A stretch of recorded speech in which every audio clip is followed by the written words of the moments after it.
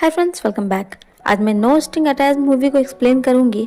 Movie के start में हम 3 टाइमलाइंस को देखते हैं। सबसे पहले प्रेजेंट से 15 साल पहले का, जब एडम और एमा एक पार्टी में साथ थे, जहां दोनों थोड़े से अनकंफर्टेबल थे। पर एडम थोड़ा इमोशनल हो जाता है क्योंकि उसके पेरेंट्स अलग हो रहे थे और वो एमा से पूछ लेता है कि क्या वो उसे किस कर सकता है, पर एमा उसे मना कर देती है। इसके बाद हमें प्रेजेंट से 5 साल पहले का समय दिखाया जाता है, जहां इतने समय बाद एमा और एडम वापस से एक पार्टी में मिलते हैं, जहां एडम आज भी एमा से दोस्ती करना चाहता है। एमा भी उसे कहती है कि कल उसे कहीं जाना है तो क्या वो उसके साथ चलेगा। एडम भी खुशी खुशी हाँ कर देता है और अगले सीन में हम देखते हैं कि वो एमा के साथ उसी के फादर के फ्यूनरल में था, जहां उसे बहुत ही ज्यादा एम्बेरस्ड लग रहा था क्योंकि वहां एमा के कारण सिर्फ वो ही कलर ड्रेस में था। वापस लौटते समय एडम उसे कहता है कि वो बाद में उसे कॉल करेगा, पर एमा कहती है कि वो एक अच्छा लड़का है, इसलिए अगर उसकी किस्मत अच्छी रही तो वो दोनों फिर नहीं मिलेंगे। एमा एक बार फिर से उसे रिजेक्ट कर देती है। एडम भी कुछ नहीं कहता और वहां से चला जाता है। अब इसके बाद हमें प्रेजेंट से बस 1 साल पहले का समय दिखाया जाता है, जहां अपने अपने दोस्तों के जरिए वो दोनों एक बार फिर से मिलते हैं। इस बार वो दोनों एक दूसरे का नंबर भी एक्सचेंज करते हैं। एडम अब काफी हैंडसम हो चुका है। एमा भी उसे देखकर खुश होती है, पर यहाँ एडम के साथ उसकी गर्लफ्रेंड वैनेसा भी थी। एक दूसरे से मिलने के बाद सभी अपने अपने रास्ते निकल जाते हैं। इसके बाद अब हम प्रेजेंट के समय में आते हैं। एडम एक असिस्टेंट राइटर है, पर उसने खुद भी एक एपिसोड की स्टोरी राइटिंग की है। अब वो ये चीज पहले अपने फादर को दिखाना चाहता है। एडम के फादर खुद भी टीवी शो के स्टार रह चुके हैं। उन्हें एडम के लिए बहुत खुशी होती है और वो उनकी लिखी राइटिंग को ले लेते हैं पढ़ने के लिए। पर यहाँ एडम को एक शौक लगता है जब उसे पता चलता है कि उसकी एक्स गर्लफ्रेंड वेनेसा अब उसके फादर की गर्लफ्रेंड है। एडम के फादर काफी रंगीन मिजाज के हैं। वो एडम को समझाने की कोशिश करते हैं, पर एडम गुस्से से वहां से निकल जाता है। वो ये बात अपने दोस्तों को भी बताता है। एडम बहुत सैड था कि वेनेसा ने उसे छोड़कर उसके फादर को चुना, इसलिए वो डिसाइड करता है कि वो आज ही किसी लड़की के साथ इंटीमेट होगा और तब तक लड़कियों को कॉल करता रहेगा जब तक कि कोई लड़की तैयार ना हो जाए। अब एडम लड़कियों को कॉल करना स्टार्ट कर देता है, साथ ही वो ड्रिंक भी कर रहा था। अब तक रात हो चुकी थी और एडम भी काफी ड्रंक हो चुका था, पर कोई भी लड़की उसके साथ आने को तैयार नहीं हुई थी। अब अगले सीन में हम एडम को घर पर देखते हैं और वो सोफे पर बिना कपड़ों के सो रहा था। जब उसे होश आता है तो वो देखता है कि वो अपने घर पर नहीं है और उसके पास 2 लड़कियां और एक लड़का है। पहले तो एडम को लगता है कि जरूर ही वो इनमें से किसी के साथ इंटीमेट हुआ होगा, पर वो लोग कहते हैं कि ऐसा कुछ भी नहीं हुआ था। तभी अंदर से एमा आती है और उसे उसकी पैंट लेने के लिए अंदर बुलाती है। अब एडम को तो इस तरह से यहाँ से जाने में बहुत शर्मा रही थी, पर एमा के रूममेट्स कहते हैं कि वो शर्माए ना, वो लोग डॉक्टर्स हैं और उनके लिए इंसान को इस तरह से देखना बिल्कुल नॉर्मल है। अंदर जाकर एडम को पता चलता है कि उसने नशे में रात में एमा को कॉल किया था, जिसके बाद वो एमा के घर आ गया था। जिसके बाद उसने अपने सारे कपड़े उतार दिए और नाचता रहा। बातें करते करते एडम और एमा बहुत करीब आ जाते हैं और दोनों इंटीमेट हो जाते हैं। एमा भी एक डॉक्टर है, इसलिए उसे भी अपने रूममेट्स के साथ जाना था, पर जाने से पहले वो एडम को कहती है कि जो कुछ भी हुआ वो उसके बारे में किसी को भी ना बताए। पर एडम अपने फ्रेंड इलाई के पूछने पर उसे सब कुछ बता देता है और साथ में ये भी कहता है कि वो ये बात किसी को ना बताए। तभी वहाँ एमा अपने कलीग सैम के साथ वहाँ लंच ब्रेक पर आई हुई थी। उन दोनों को साथ देखकर एडम को ठीक नहीं लगता है। अगले सीन में एडम एमा से मिलने उसके हॉस्पिटल में आ जाता है। एडम एमा के साथ रिलेशनशिप में आना चाहता है, पर एमा मना कर देती है क्योंकि वो रिलेशनशिप के लिए अच्छी नहीं है। वो ऐसा नहीं कर पाएगी, वो लोग दोस्त रह सकते हैं। एडम भी कुछ नहीं कह पाता है। एमा की फ्रेंड भी उसे समझाती है कि उसे जब कोई अच्छा लड़का मिलता है तो वो किसी न किसी कारण से उसे मना क्यों कर देती है, उसे ऐसा नहीं करना चाहिए। वहीं एडम ये बात इलाई को बताता है और किसी से भी ना बताने को कहता है, पर तभी उसे पता चलता है कि इलाई ने सभी को सारी बातें बता दी है। तभी एडम को एमा का कॉल आता है, जिसके बाद वो एमा के घर जाता है और दोनों एक बार फिर से इंटीमेट होते हैं। एमा को वापस से अपने काम पर जाना था, पर एडम उसे कहता है कि वो दिन में भी उससे मिलना चाहता है। पर एमा कहती है कि उसे ये सब करना यानी किसी को डेट करना अच्छा नहीं लगता है। पर वो एडम को ऑफर देती है कि क्यों ना वो दोनों बेस्ट फ्रेंड्स बन जाए, यानी वो दोनों एक दूसरे के साथ बस अपनी शारीरिक जरूरतों को पूरा करेंगे, वो भी बिना किसी इमोशन के। एडम भी तैयार हो जाता है, पर वो कहता है कि ये काम नहीं करेगा क्योंकि ऐसा करते हुए कभी ना कभी उसे उससे प्यार हो ही जाएगा। तब एमा कहती है कि ठीक है, वो तब तक साथ रहेंगे जब तक दोनों में से किसी को एक दूसरे से प्यार ना हो जाए। इन दोनों को ही लगता है कि इन दोनों को ही प्यार नहीं होने वाला है। अब इसके बाद ये दोनों एक दूसरे का पूरा इस्तेमाल करते हैं। उन्हें थोड़ा भी टाइम मिलता तो वो दोनों एक साथ होते और इंटीमेट होने लगते। दोनों को ही इसमें बहुत मज़ा आ रहा था। ऐसे ही कुछ समय बीत जाता है। अब एक दिन एडम और उसका दोस्त इलाई एमा के और उसके फ्रेंड्स के साथ पिकनिक पर जाता है, जहां एमा को सैम के साथ देखकर कहीं ना कहीं एडम को जलन हो रही थी। वहीं लौटते वक्त सैम एडम को बताता है कि उसे पता है कि वो और एमा एक साथ सोते हैं, पर एक दिन ऐसा आएगा जिस दिन एमा उससे बोर हो जाएगी और फिर वो उसी के पास लौट आएगी, क्योंकि वो अपनी लाइफ में सेटल है। यहाँ एडम सैम से कुछ भी नहीं कह पाता है। अब एडम जब घर आता है तो इलाई उसे उसकी लिखी स्क्रिप्ट देता है, जो कि यहाँ उसके फादर देकर गए हैं और उन्होंने एडम की राइटिंग की तारीफ भी की है। पर जब एडम इसे अपने बॉस को दिखाने की कोशिश करता है तो वो उसे बिना देखे ही ये कहकर मना कर देती है कि एपिसोड राइटिंग उसका काम नहीं है। तब एडम के ही साथ की एक कलीग लूसी उसकी राइटिंग को देखने के लिए ले लेती है। वहीं एमा को उसकी बहन बताती है कि वो शादी करने वाली है। यहाँ बातों ही बातों में एमा को पता चलता है कि उसकी मदर का भी एक बॉयफ्रेंड है। एमा थोड़ा नाराज होती है। इससे एमा थोड़ा नाराज होती है कि उसे किसी ने उनके बॉयफ्रेंड के बारे में क्यों नहीं बताया। तब एमा की बहन बताती है कि वो अकेली इतनी खुश रहती है, पर वो और उनकी मदर ऐसे नहीं है, उन्हें किसी का साथ चाहिए। खैर, शाम में एडम एमा से मिलने आता है और वो दोनों बातें करते करते एक साथ ही सो जाते हैं। सुबह उठकर एमा एडम से कहती है कि शायद उन्हें थोड़े समय के लिए रुक जाना चाहिए। वो एडम से कहती है कि एडम किसी और लड़की के पास जाए और उसके साथ सोए, पर एडम इसके लिए मना कर देता है क्योंकि वो अब सिर्फ एमा के साथ रहना चाहता है। पर एमा कहती है कि एडम को जाना ही होगा क्योंकि वो खुद भी आज किसी और के साथ इंटीमेट होने वाली है, क्योंकि एमा समझ रही थी कि अब उनका रिलेशनशिप कहीं ना कहीं सीरियस होता जा रहा था। खैर, ये सब सुनकर एडम एमा पर नाराज हो जाता है और वहां से चला जाता है। इसके बाद हम देखते हैं कि 2 हफ्ते बीत चुके हैं, पर अब तक एमा और एडम एक दूसरे से नहीं मिले हैं। एमा और एमा के फ्रेंड्स आज रात पार्टी में जाने वाले हैं, पर आज के दिन भी एमा ने एडम को नहीं बुलाया है।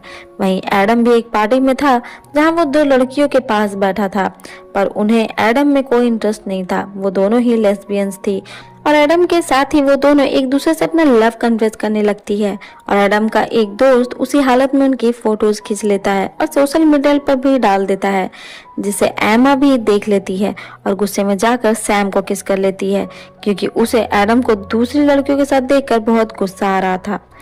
इसके बाद सैम एमा के लिए ड्रिंक लेने जाता है। तभी एमा को एडम का कॉल आता है, जो कि उससे गलती से लग गया था। एमा उसे लड़कियों के साथ एंजॉय करता सुनती है, जिसके बाद वो तुरंत ही एडम के घर चली जाती है, जहां एडम उन्हीं 2 लड़कियों के साथ था। पर वो लड़कियां खुद में ही बिजी थी और एडम तो बस साइड में बैठा हुआ था। तभी वहाँ एमा जाती है और वो उन दोनों लड़कियों को घर से निकाल देती है। एडम भी उन्हें डरा कर भगा देता है कि यहाँ से भाग जाओ, क्योंकि ये लड़की पूरी पागल है, वो उनके साथ कुछ भी कर सकती है। और ये सुनकर ही वो दोनों लड़कियां वहां से भाग जाती है, जिसके बाद वो दोनों वापस से इंटीमेट होते हैं। जहाँ एमा एडम को दोबारा ऐसा कुछ करने से मना करती है, पर एडम कहता है कि उसी ने तो कहा था ऐसा करने को। पर एमा बोलती है कि उसे उसकी बात सुननी ही नहीं चाहिए थी। इसी के साथ अगले सीन में सभी कलीग्स मिलकर एडम का बर्थडे सेलिब्रेट करते हैं, जहाँ उसके फादर भी आ जाते हैं। जहाँ जाते जाते वो उसे उसके और वेनेसा के साथ डिनर में इनवाइट करते हैं।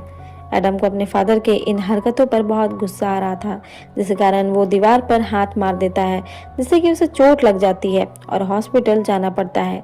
यहाँ एमा एडम से मिलने आती है और एडम एमा से आज के डिनर में उसके साथ चलने को कहता है।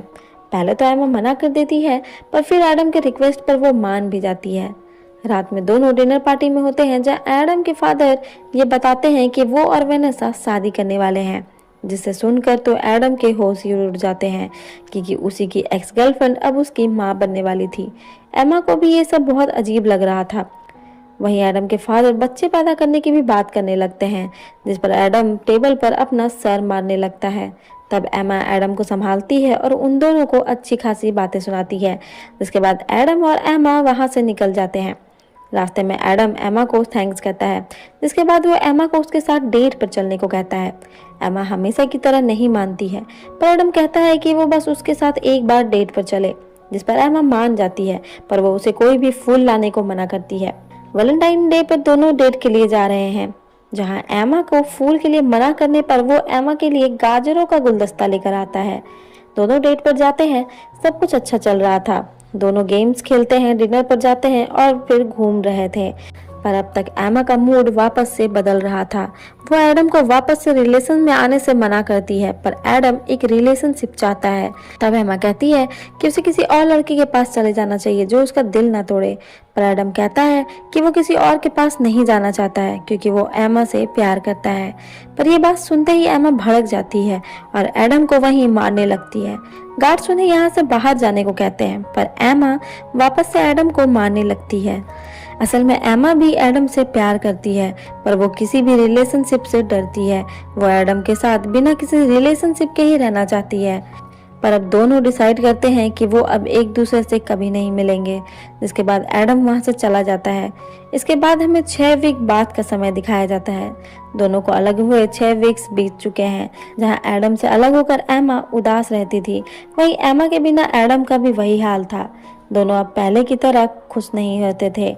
वहीं एडम की कलीग लूसी ने उसकी लिखी स्क्रिप्ट किसी तरह से उनके बॉस को दिखाई थी, जो कि उन्हें बहुत पसंद आई। एडम बहुत खुश होता है क्योंकि इससे उसका करियर काफी अच्छा हो जाएगा। वहीं वो लूसी से भी डेट के लिए पूछ लेता है। वहीं दूसरी तरफ एमा की बहन और मदर एमा की बहन की शादी के लिए यहाँ आ चुके थे, जहाँ एमा की बहन अपने पार्टनर के बारे में बातें कर रही थी। बातों ही बातों में एमा एक्सेप्ट करती है कि वो एडम को बहुत मिस करती है। उसने एडम को छोड़ तो दिया है, पर उसके जैसा फिर उसे कोई मिला ही नहीं। तब एमा की बहन कहती है कि उसे तुरंत ही एडम को कॉल करना चाहिए। इतने समय से टच में ना रहने के कारण एमा कतरा रही थी, पर उसकी बहन कॉल लगा देती है और उसे दे देती है। एडम इस टाइम लूसी के साथ था। लूसी भी समझ जाती है कि ये एडम की एक्स गर्लफ्रेंड का कॉल है। थोड़ी देर में एडम कॉल रिसीव करता है और जहां एमा उसे बात करने के लिए एक्साइटेड थी, वहीं एडम के साथ ऐसा नहीं था। वो एमा से अब भी नाराज था। एमा उसे बताती है कि कल उसकी बहन की शादी है और पता नहीं क्यों पर उसे उसकी यानी एडम की बहुत याद आ रही थी। पर एडम उससे कहने लगता है कि उसने उसे इसलिए ही फोन किया है क्योंकि उसकी बहन और उसके आसपास के सभी लोग खुश हैं, बस उसे छोड़कर। पर एमा कहती है कि पता नहीं, बस उसे उसकी आवाज सुननी थी। हालांकि वो जानती है कि उनका ब्रेकअप हो चुका है। पर एमा की बात को काटते हुए एडम कहता है कि उनका ब्रेकअप नहीं हुआ है, उनके बीच कभी कुछ था ही नहीं। इतना कहकर एडम कॉल काट देता है, जिसके बाद एमा खुद को और रोक नहीं पाती है और वो तुरंत ही एडम से मिलने उसके घर की ओर चली जाती है। वो सीढ़ियों पर ही चढ़ रही थी कि तभी वो देखती है कि एडम लूसी के साथ घर आ रहा है। एमा तुरंत ही छिप जाती है और उनके अंदर जाने के बाद वो हताश होकर अपनी बहन को कॉल करती है और बताती है कि उसने एडम को खो दिया है। एमा की बहन को एमा के लिए बहुत बुरा लग रहा था और वो उसे वापस आ जाने को कहती है। वहीं दूसरी तरफ एडम और लूसी एक साथ थे। वो दोनों एक दूसरे को किस करने की कोशिश कर रहे थे, पर सब कुछ ही बहुत अजीब हो रहा था। लूसी बहुत ज्यादा बोले जा रही थी, पर एडम चाहकर भी लूसी के साथ कंफर्टेबल नहीं हो पा रहा था। तभी उसे हॉस्पिटल से कॉल आ जाता है कि उसके फादर हॉस्पिटल में हैं और एडम फिर लूसी को छोड़कर हॉस्पिटल में जाता है। दूसरी तरफ एमा, जो एडम के खोने के दुख में डोनट्स खाते हुए वापस जा रही थी, उसे भी हॉस्पिटल से कॉल आता है। वहीं एडम जब हॉस्पिटल में पहुंचता है तो वेनेसा बाहर खड़ी थी, जो एडम को बताती है कि उसके फादर ने कफ सिरप थोड़ी ज्यादा पी ली है। यहाँ वेनेसा बताती है कि वो उनके फादर का ख्याल नहीं रख सकती है, उससे बच्चे नहीं चाहिए, उसे बस मजे करने थे। पर उसे बूढ़े लोगों से डर लगता है। वो एडम के साथ उसके फादर को देखने के लिए अंदर जाना भी नहीं चाहती है। वो अपने डॉग को पकड़ाकर एक पार्टी में चली जाती है। एडम के फादर को भी वेनेसा के चले जाने पर बुरा लगता है, पर वो कुछ भी कहते नहीं है।